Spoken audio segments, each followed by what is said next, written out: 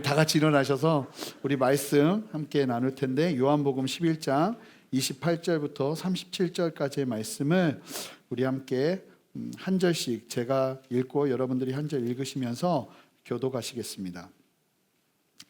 이 말을 하고 돌아가서 가만히 그 자매 마리아를 불러 말하되 선생님이 오셔서 너를 부르신다 하니, 마리아가 이 말을 듣고 급히 일어나 예수께 나아가매 예수는 아직 마을로 돌아오지 아니하시고 마르다가 맞이했던 곳에 그대로 계시더라.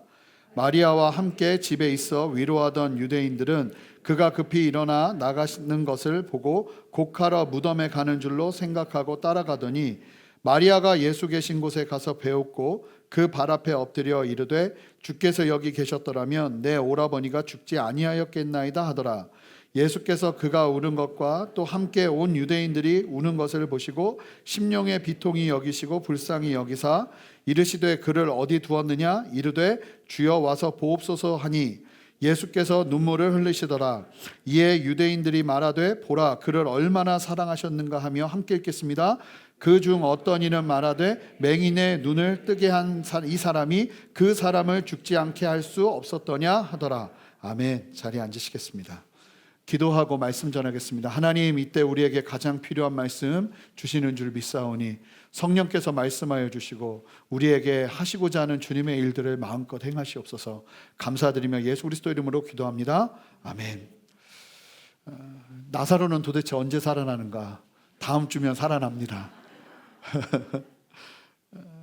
마르다가 예수님과 대화를 나누면서 귀한 신앙 고백을 하고 변함없는 믿음을 고백했지만, 지난주에 말씀 나눴던 것처럼 마르다식의 커뮤니케이션으로 예수님과 계속 엇나간 소통을 하게 됩니다.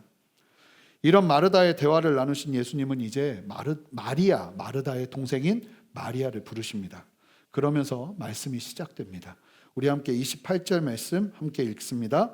이 말을 하고 돌아가서 가만히 그 자매 마리아를 불러 말하되 선생님이 오셔서 너를 부르신다 하니, 마이크 좀 조금만 키워주시면 감사하겠습니다. 이 돌아간 마르다는 동생 마리아를 조심스럽게 불러서 예수님께서 마리아를 찾으신다는 그 사실을 전합니다. 그 말을 들은 마리아는 이제 29절 30절을 띄워주시면, 마리아가 이 말을 듣고 급히 황급하게 예수님께 나아갑니다. 예수님은 아직 마을로 들어가지 않으셨어요. 이 마리아와 무언가 깊이 나누시고 싶어 하시는 예수님의 뜻이 있으셨던 것 같습니다. 그런데 안타깝게도 마리아와 시간을 보내고 이야기를 나누셔야 하는데, 마리아가 오면서 많은 사람들이 마리아를 따라오게 됩니다. 자, 왜 따라오게 되는가 설명을 하는데 31절 말씀 함께 읽어보겠습니다. 함께 읽겠습니다.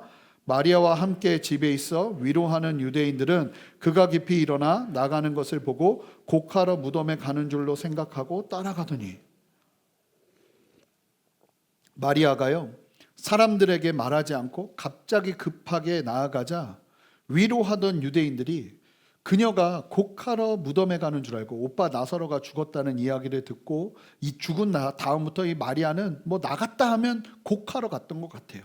그러니까 그녀가 곡하러 가는 줄 알고 그녀를 걱정하고 함께 애곡하고자 마리아를 사람들이 막 따라갑니다. 여러분, 놀라운 게 뭔지 아세요? 지난주 말씀을 보시면 마르다도 예수님 오신다는 이야기를 듣고 모든 것을 제쳐두고 달려갔는데 아무도 따라오지 않았습니다. 그런데 마리아는 갑자기 자리를 일어나 급하게 나가자 사람들이요 갑자기 마리아를 따라서 다 뛰쳐나옵니다. 오라버니의 무덤 앞에서 곡하러 가나보다라고 여기고는 그녀와 함께 슬픔을 나누고자 사람들이 마리아를 따라가기 시작합니다. 여러분, 마르다와 마리아가 어쩌면 이렇게 다른지. 마르다는 워낙 분주하게 움직이는 그게 일상이었던 것 같아요. 그러니 마리아가 움직여도 그런가 보다 했던 것 같아요. 그런데 반면에 마리아는 깊은 슬픔에 잠겨서 나갔다 하면 오빠 무덤 앞에서 곡하는 모습을 보였던 것이죠. 왜 사람들이 꼭 이런 사람들한테 끌립니다. 그러니 마리아가 급히 나가자 사람들이 마리아와 함께하고자 따라 나선 것입니다. 참 보면 사람을 끄는 사람이 있는데 아마도 마리아가 그런 사람이 아니었나 하는 생각이 듭니다. 그런데요, 우리가 무조건 이 마리아와 같은 선에 있어야 한다는, 마르다보다는 마리아가 낫다고 생각하는 것은 너무나 섣부른 판단입니다. 함께 계속 말씀을 볼 텐데 32절 말씀을 읽어보겠습니다. 함께 읽겠습니다. 마리아가 예수 계신 곳에 가서 배웠고 그 발 앞에 엎드려 이르되 주께서 여기 계셨더라면 내 오라버니가 죽지 아니하였겠나이다 하더라. 마리아도 마르다가 했던 말과 똑같은 얘기를 합니다. 예수님을 보자마자 뭐라고 말합니까? 주님께서 여기 계셨다면 우리 오라비가 죽지 않았을 거라고. 안타까운 건 오라비가 죽고 나흘이나 지나서야 마리아 앞으로 예수님이 나타나셨다는 거죠. 그런데 마르다는 그 다음에 믿음의 고백을 하지만 마리아는요, 이렇게 말하고는 예수님의 발 앞에 엎드려서 하염없이 눈물을 흘리기 시작합니다. 안타까운 심정을 예수님께 쏟아놓는 것이죠. 캐릭터가 너무 달라요. 당연한 반응 아니겠습니까? 분명히 예수님께서 나사로의 소식을 들으셨을 때 마리아와 마르다가 보낸 사람을 통해서 예수님이 나사로가 아픕니다, 그 얘기를 듣자 예수님이 말씀하시잖아요. 나사로는 죽지 않을 것이고 나사로의 질병의 문제를 통해서 하나님의 영광이 드러날 것이고 나도 그 영광을 받을 것이라고 예수님이 분명하게 선포하셨기 때문에 이 질병의 문제에 대해서 이 마르다와 마리아는 분명한 확신이 있었습니다. 하나님이 낫게 하실 것이다. 그랬기에 정말 눈이 빠지도록 예수님을 기다리고 또 기다렸지만 아시는 것처럼 나사로는 죽고 말죠.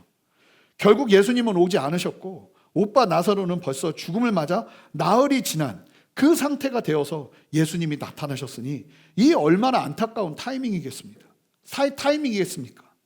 보시면 마르다의 경우 예수님이 여기 계셨으면 내 오라버니가 죽지 않을 것이라는 고백을 하지만 그 고백 뒤에 마르다는요, 변함없이 예수님을 향한 믿음의 고백을 하죠. 예수님은 무엇이든 하나님께 구하면 지금이라도 받으실 수 있습니다. 그런데 마리아는 다릅니다. 그저 같은 고백을 하고는 깊은 슬픔에 눈물을 흘리며 예수님의 발 앞에 엎드려 있는 마리아예요. 그렇게 마리아가 울자 마리아를 따라온 사람들이요, 같이 애곡하기 시작합니다. 저는 이 마리아가 도대체 어떤 캐릭터인지 너무 궁금해요. 여러분, 분위기가 상상되시나요? 지금 실제 초상집 분위기가 예수님 앞에서 펼쳐져 버린 겁니다. 마리아가 얼마나 슬프게 울었던지, 왜 우는 사람 옆에 같이 있으면 같이 울게 되잖아요. 저도 예전에는 눈물 흘리는 사람 옆에 보면 같이 이렇게 우는 게 잘 안 되는데 요즘은 그렇게 눈물이 난다는 기적 같은 이야기가 있습니다. 실제로 그렇잖아요. 사람들이 마리아가 꺼이꺼이 우는 모습을 보면서 함께 마치 내일이 없는 것처럼 꺼이꺼이 울기 시작한 거예요. 그러자 예수님께서요, 그 상황을 보시면서 반응하시는 말씀이 있어요. 우리 함께 33절 말씀 한 목소리로 읽어보겠습니다. 함께 읽겠습니다. 예수께서 그가 우는 것과 또 함께 온 유대인들이 우는 것을 보시고 심령의 비통이 여기시고 불쌍히 여기사.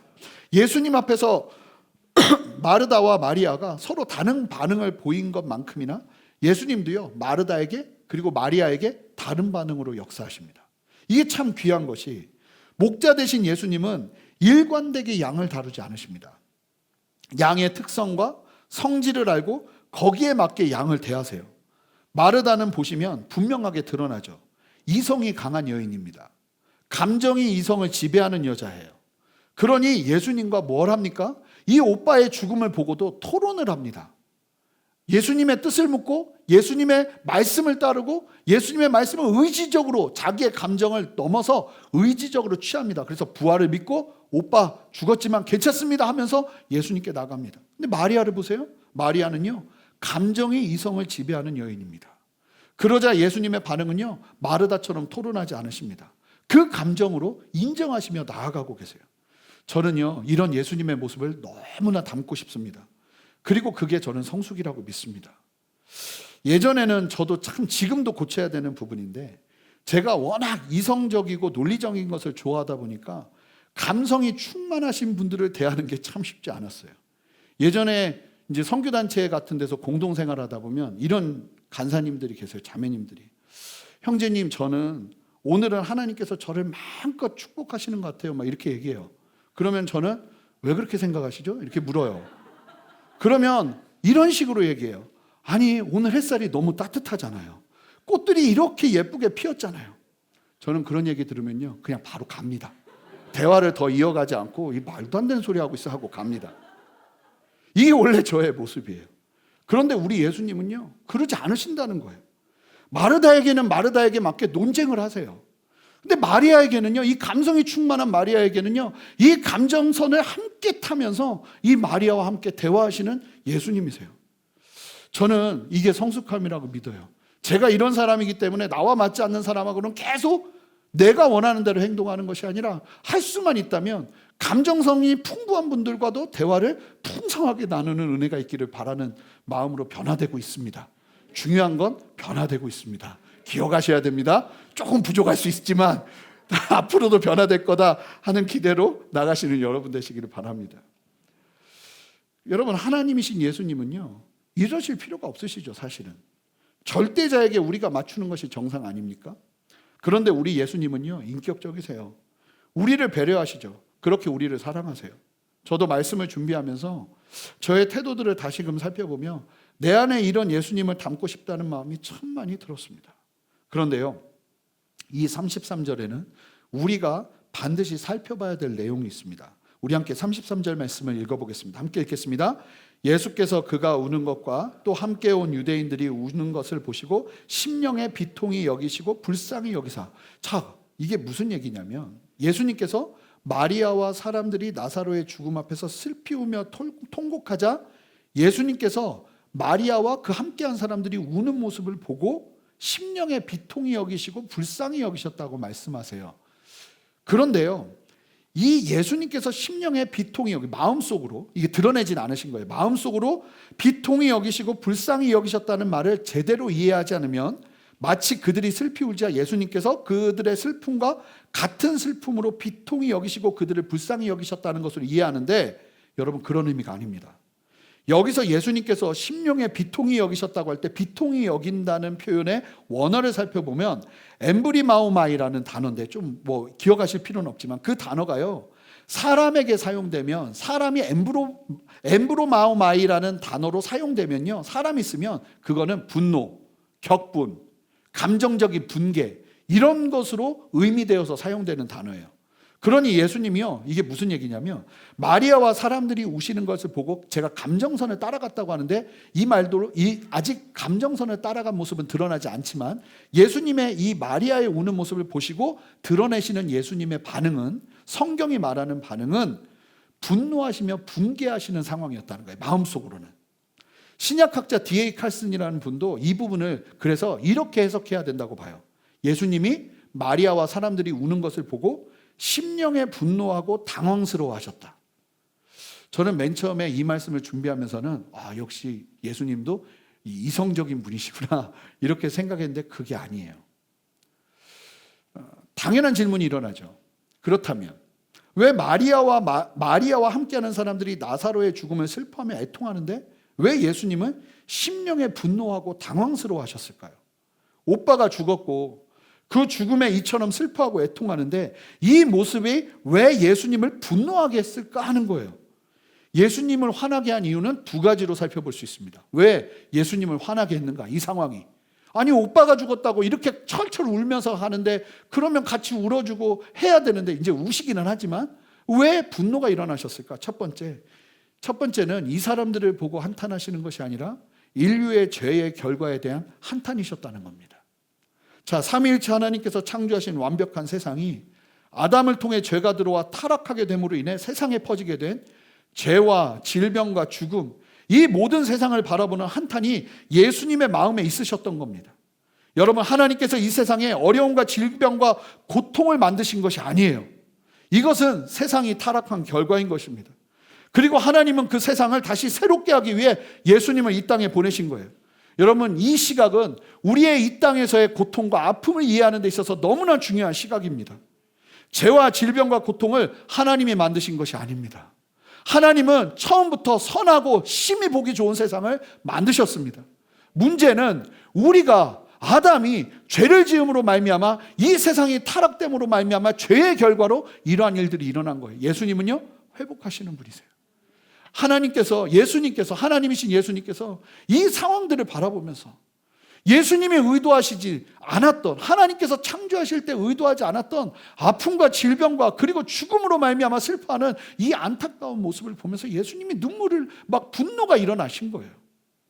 그리고 두 번째, 그것뿐만 아니라 마치 반대편으로 돌아가는 것처럼 예수님은요, 이들이 마치 내일이 없는 것처럼 슬퍼하자 화가 나셨습니다. 자, 무슨 이야기일까요?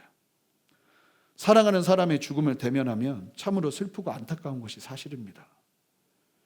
엊그제도 목회자의 특권 중에 하나가 성도님들의 희로애락을 다 볼 수 있어요. 저는 소식을 다 들어요.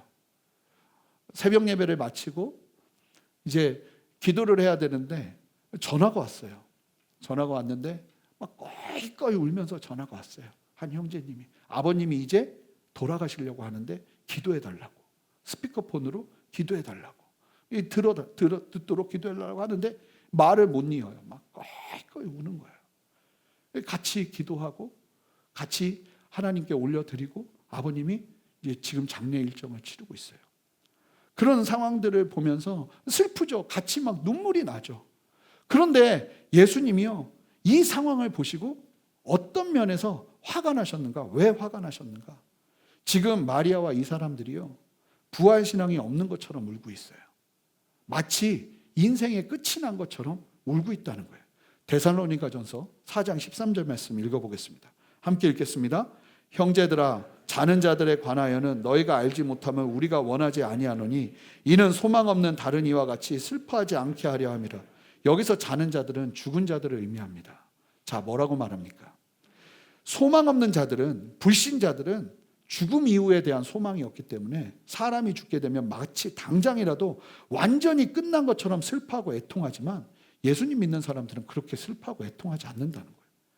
그렇게 슬퍼하지 않는 이유는 다음 절에서 설명됩니다. 데살로니가전서 4장 14절이에요. 함께 읽겠습니다. 우리가 예수께서 죽으셨다가 다시 살아나심을 믿을진대 이와 같이 예수 안에서 자는 자들도 하나님이 그와 함께 데리고 오시리라.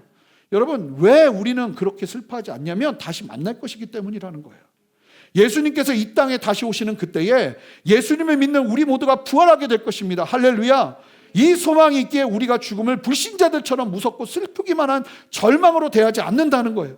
그런데 지금 마리아와 이 사람들이요, 어떻게 슬퍼하고 있냐면 마치 불신자들처럼 앞으로 부활이 없을 것처럼 너무나 극심하게 슬퍼하자 예수님의 마음속에 안타까움과 분노가 일어나기 시작한 거예요. 예수님의 이 분노는 멸망에 이르게 하는 분노는 아니죠. 다만 이 죽음 앞에서 이 마리아와 유대인들의 모습을 보면서 그들의 믿음 없음이 적나라하게 드러나자 너무나 안타까우셨던 거예요. 생명은 예수님께 있는데, 예수님께서 다 예배해 놓으셨는데 예수님 앞에서 마치 죽음마저도 끝인 것처럼 절망하고 슬퍼하는 그들을 바라보며 내면으로 붕괴하시는 거예요. 여러분, 기억하시기 바랍니다. 예수님을 못 믿겠다고 말하는 것만이 불신이 아닙니다. 여러분, 내가 예수님을 믿는다 하면서도 마치 믿음이 없는 사람처럼 절망하고 낙심하는 것도 불신입니다. 주님은 그런 우리를 보시면서 안타까움을 넘어 분노하신다는 사실을 기억하셔야 합니다. 이렇게 본다면 우리의 믿음 없음으로 하나님의 마음을 아프게 하는 경우가 얼마나 많을 수 있냐는 거예요. 주님을 앞에 두고 세상을 의지하며 나가는 우리의 모습이 얼마나 많으냐는 겁니다. 여러분, 저는 이 시간 예수님 안에서 여러분들의 과도한 슬픔과 절망과 낙심을 정리하시는 은혜를 누리시기를 주님의 이름으로 축복합니다. 주님을 바라보면서 담대히 여러분들의 마음을 추스리시기 바라요. 우리가 가지는 예수님을 향한 믿음은 우리의 삶의 많은 슬픔을 소망으로 바꿀 수 있는 믿음인 줄 믿습니다. 자, 그렇다면 예수님께서 이처럼 안타까워하시고 분노가 예수님의 심령에 일어나셨는데 그 분노를 예수님은 어떻게 표현하실까요? 그래도 다행인 것이 이런 예수님의 분노가 우리를 멸망에 이르게 하는 분노가 아니에요. 이 유대인들에게 예수님이 분노를 일으키시는 것과 다른 모습으로 예수님의 사람들을 대하십니다. 여러분, 연약할 수 있어요. 오해할 수 있어요. 잘못된 신앙으로 과도하게 슬퍼할 수 있어요. 그런 사람들을 향해서 예수님의 그 내면은 안타깝고 화가 나실 수 있지만 그럼에도 불구하고 예수님은요, 그런 우리들을 어떻게 대하시는가? 35절 함께 읽어보겠습니다. 함께 읽겠습니다. 예수께서 눈물을 흘리시더라. 전혀 다른, 이게 안 맞아요. 내면은 화가 나셨어요. 심령은 화가 나셨어요. 그런데 이 마리아와 함께 우는 사람들을 바라보면서 예수님이 나사로의 무덤 앞에서 무엇을 하십니까? 우십니다. 예수님께서 우셨다는 표현의 원어를 보면 마리아나 사람들이 하염없이 울었다는 그 애곡하는 울음과 다른 단어가 사용됩니다. 여기서 우셨다는 것, 조용히 눈물만 흘리셨다는 거예요. 믿음 없음과 죄의 문제들과 여전히 변화되지 않는 연약함들에 있어서 그 모습 자체가 예수님의 마음을 너무나 아프게 하고 심지어 화가 나시는 것이 사실이지만, 우리가 예수님의 양이라면 감사한 것은 예수님은 그 내면의 분노대로 우리를 대하지 않으신다는 거예요. 놀랍게도 예수님은 지금 마리아와 유대인들의 눈물을 대하시며 함께 우십니다. 예수님은 그냥 우리를 사랑한다고 하신 적이 없으세요. 우리와 같은 모습으로 이 땅에 오셔서 사시며 우리를 사랑한다 하셨어요. 우리가 아직 죄인 되었을 때 예수님은 그런 우리를 사랑한다고 하시며 먼저 십자가에서 죽으시며 그 사랑을 나타내셨어요. 예수님은 지금 마리아와 사람들의 모습이 참으로 안타깝지만, 그래서 실제적으로 본다면 화가 나실 그런 상황이지만, 선한 목자 되신 예수님은 당신의 양들에게 내면에서 일어나는 화를 쏟아붓지 않으십니다. 놀랍게도 무엇을 하시는가? 그들과 함께 울고 계십니다. 이게 예수님의 방식입니다. 히브리서 4장 15절 말씀 함께 읽어보겠습니다. 함께 읽겠습니다. 우리에게 있는 대제사장은 우리의 연약함을 동정하시 못하실 이가 아니요 모든 일에 우리와 똑같이 시험을 받으신 이로되 죄는 없으시니라. 여러분, 우리의 연약함을 이해하시는 분이 하나님이십니다. 히브리서 4장 15절 계속 띄워주세요. 이 땅에 육신의 몸으로 오신 예수님은 우리의 연약함을 동정하시는 분이세요. 함께 이해하시는 분이세요. 그런 우리들을 사랑하셔서 십자가의 죽음으로 우리를 향한 사랑을 나타내셨죠. 세상은 이해할 수 없는 동정과 사랑과 이해가 예수님에게 있으신 거예요. 우리를 향해서요. 믿는 우리를 향해서요. 예수님은 그 상황에서 마리아와 사람들에게 옳고 그름을 말씀하고 계시지 않으시고요. 너희들은 지금 불신 가운데 있는 거라고, 이 믿음의 적은 자들아 라고 책망하지 않으셨어요. 지금 당장은 변화되지 않는 그들의 불신앙의 모습을 보면서도 그들과 함께 우셨어요. 이런 예수님의 모습을 오늘 이 시간 우리 모두에게 주님은 도전하고 계십니다. 제가 목회의 길을 걸으면서 많이 걸은 것은 아니지만, 그럼에도 불구하고 이 목회의 걸음을 걸으면서 알게 된 너무나도 중요한 원칙 같은 게 있어요. 사람들을 대할 때. 저는 예전에 옳고 그름이 분명했어요. 그런데요, 성도님들과 함께 관계하고 동역자들과 함께 관계하다 보니까 알게 된 진리가 있어요. 이 사람의 관계에서는 옳다고 생각돼도 옳지 않다고 말해야 될 때가 있더라고요. 옳지 않다고 생각되는데 옳다고 해줘야 될 때가 있더라고요. 그저 그렇게 함께 가야 될 때가 있더라고요. 모든 상황에서 옳고 그름의 문제가 사람의 관계의 기준이 될 수 없다는 거예요. 예수님의 분노를 이해한다면 사실 이들에게 강하게 책망하고 부활을 가르치는 게 먼저예요. 하지만 예수님은 그러지 않으시죠. 그들과 함께 우십니다. 그리고 예수님의 길을 그저 걸어내세요. 다음 주에 보시겠지만 이제 예수님은 나사로를 살리시죠. 그렇게 예수님의 걸음을 따라가다 보면요, 알게 되는 거예요. 아, 내가 믿음이 적었구나. 나사로의 죽음이 끝이 아니었구나. 예수님의 생명이 있구나 하는 사실을 경험하며 우리에게 더 깊은 변화가 일어나는 거죠. 그렇다고 해서 가르치는 게 쓸모없다는 이야기는 아닙니다. 하지만 때로는 아직 변화되지 않은 모습을 보면서 우리가 함께 울어주고 기다려주는 것이 필요하다는 겁니다. 이 말씀을 통해서 우리가 기억해야 될 두 가지가 있습니다. 첫 번째, 예수님 앞에서 우리의 연약함, 눈물 두려워하지 말라는 겁니다. 좀 잘못 이해하고 오해하면서 울어도 예수님은 그런 우리를 책망하지 않으시고, 예수님은 당신의 품으로 안으시고 함께 우시는 분이 예수님이십니다. 그래서 예수님 앞에서 항상 정답을 외쳐야 된다는 생각 안 하셔도 돼요. 두 번째, 우리 안에 이 예수님의 유연함이 필요하다는 것입니다. 그리고 이 놀라운 예수님의 사랑의 길은 가르치는 것보다 어떤 면에서는 더 많은 변화를 이끌어낸다는 사실을 기억하시기 바랍니다. 때로는 가르치는 것이 필요한 것이 아니라 함께 울어주는 것이 필요하죠. 제가 이게 너무 안 돼요. 저는 예수님의 눈물이 주는 도전을 다시 새길 것입니다. 저 자체가 옳고 그름의 기준이 너무 강한 사람이에요. 심지어는 꺼이꺼이 우는 사람 앞에서도 옳고 그름을 말하는 게 익숙한 사람이에요. 그런데 이 눈물은 저에게는 너무나 넘어야 될 산이에요. 나도 모르게 옳고 그름의 가치로 나아가는 저를 보게 되는 것 같아요. 하지만 저도 이 말씀 속에서 계속 변화되고 싶어요. 내적으로 판단이 일어나도 함께 울어주는 주님의 마음, 저도 그렇게 변화되고 싶습니다. 그리고 우리 모두가 그렇게 변화되어 아름다운 공동체를 만들어 갔으면 좋겠습니다.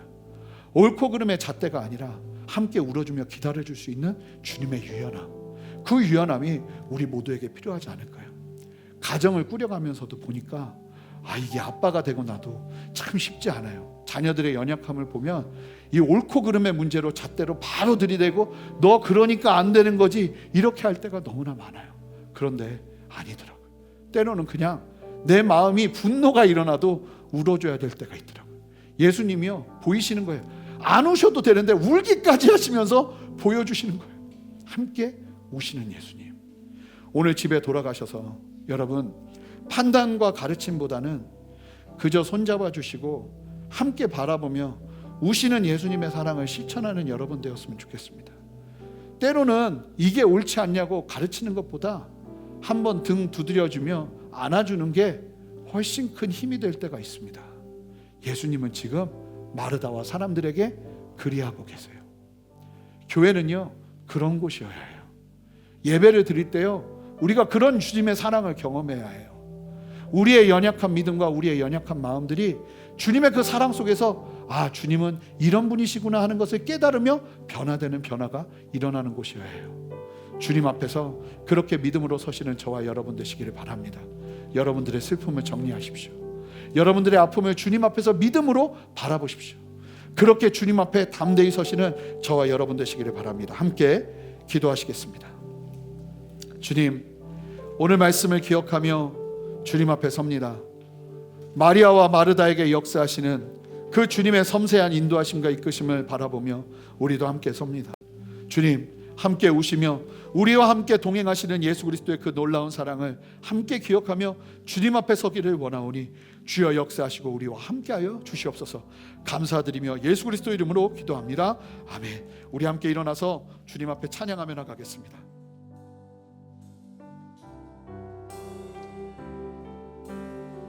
우리 함께 고백합니다. 주 나의 모습 보내, 주 나의 모습 보내. 우리 목소리 내서 고백합시다. 상한 나의 마음 보시네. 주 나의 눈물 안에, 주 나의 눈물 안에 홀로 울던 맘 아시네. 홀로 울던 맘 아시네. 주 사랑 내게 있네. 주 사랑 내게 있네. 그 사랑이 날 채우네. 그 사랑이 날 채우네. 주네 내게 있네. 주네 내게 있네. 그네로 날 세우네. 그네로 날 세우네. 우리 두 손을 높이 들고 고백합시다. 세상 소망, 세상 소망 다 사라져 가도 주의 사랑은 끝이 없으니 살아가는 이 모든 순간이 주의 힘을 나는 믿네. 세상 소망 다 사라져도, 세상 소망 다 사라져 가도 주의 사랑은 끝이 없음. 살아가는 이 모든 순간이, 살아가는 이 모든 순간. 우리 목소리 높여 다시 한번 고백합시다. 힘을 나는 믿네. 세상 소망 다 사라져도,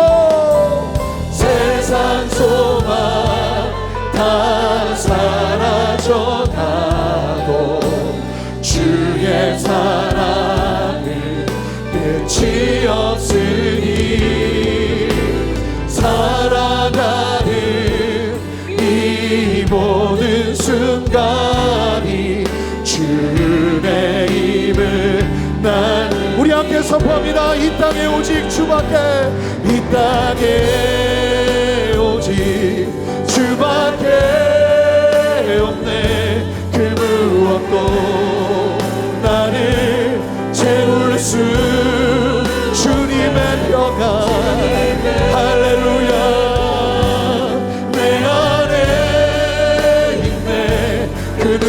누구도 빼앗. 온 세상을 향해 선포합시다. 이 땅에 오직, 이 땅에 오직 주밖에 없네. 그 무엇도 나를 채울 수. 주님의 평강 할렐루야. 내 안에 있네. 그 누구도 빼앗을 수 없네. 우리와 함께 오시는 주님을 향해 두 손을 들고 기도합시다. 하나님, 내가 믿음의 눈으로 주님 바라보며 주님 앞에 다시 한번 담대히 섭니다. 하나님, 하나님의 마음을 깨달아 주님의 마음과 함께 하나 되어 주님 앞에 나아가기를 원합니다. 주님, 나의 슬픔과 나의 아픔이 아버지 믿음 안에서 소망으로 바뀌어지기를 소망하오니 이 시간도 역사하여 주셔서 주님의 마음으로 나를 채워주시옵소서. 그렇게 우리 주님 앞에 간절히 기도하며 나아갑니다. 함께 기도하시겠습니다. 기도하겠습니다. 하나님, 우리 안에 역사하시는 주님을 찬양합니다. 하나님, 우리에게 말씀하시는 주님을 찬양합니다. 이 아침에도 우리에게 이 예배를 통해서 역사하시는 주님, 우리에게 보게 하시고 알게 하시는 주님, 주님 바라보며 믿음으로 담대히 서는 우리 모두 되기를 원하오니 주여 역사하시고 함께하여 주시옵소서. 새 일을 행하시는 주님을 찬양합니다. 역사하시는 주님을 찬양합니다. 일하시고 말씀하시는 주님을 찬양합니다. 하나님, 은혜를 부어주시옵소서. 함께하여 주시옵소서. 새 일을 행하시는 주님을 찬양합니다. 역사하여 주시옵소서. 오늘 함께 특순으로 섬겨주신 우리 김찬 선교사님과 우리 김영인 선교사님 주님께 올려드리며 함께 기도합시다. 함께 두 손을 들고 기도할 때 하나님, 이 선교사님을 향해서 주신 아버지 하나님의 이 시련이 하나님을 만나는 길이 될 뿐만 아니라 하나님께서 이 일을 통해서 우리 선교사님께 아버지 하나님 주께서 역사하시는 역사를 보게 하시고 뿐만 아니라 하나님의 영광을 드러낼 줄 믿사오니 주님 힘주시고 역사하여 주시옵소서. 능력으로 함께하여 주시옵소서. 그렇게 우리 함께 축복하며 함께 주님의 마음으로 충고하며 기도합니다. 함께 기도하시겠습니다. 하나님, 역사하시는 주님을 찬양합니다.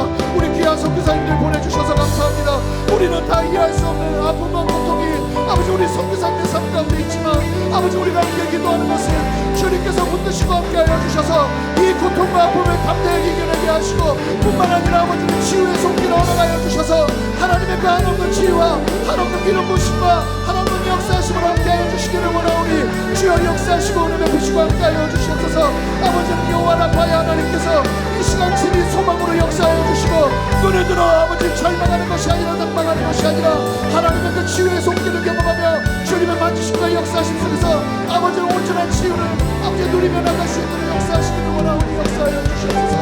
감사합니다. 우리와 함께하시는 주님을 찬양합니다. 하나님 감사합니다. 저희를 불러주셔서 감사하고 오늘도 우리의 예배를 통해서 말씀하여 주셔서 감사합니다. 이 말씀으로 능력 삼게 하시고 이 말씀을 따라 나아가는 우리 모두 되게 하여 주시옵소서. 우리 김영인 선교사님 보내주셔서 귀한 말씀과 또 귀한 찬양을 듣게 하셔서 감사합니다.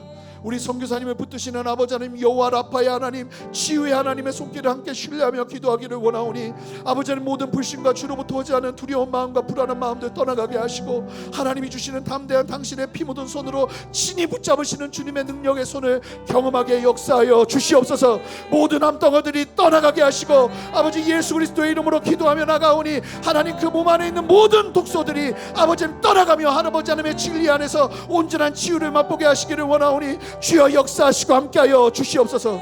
그렇게 새 일을 행하시는 주님을 찬양합니다.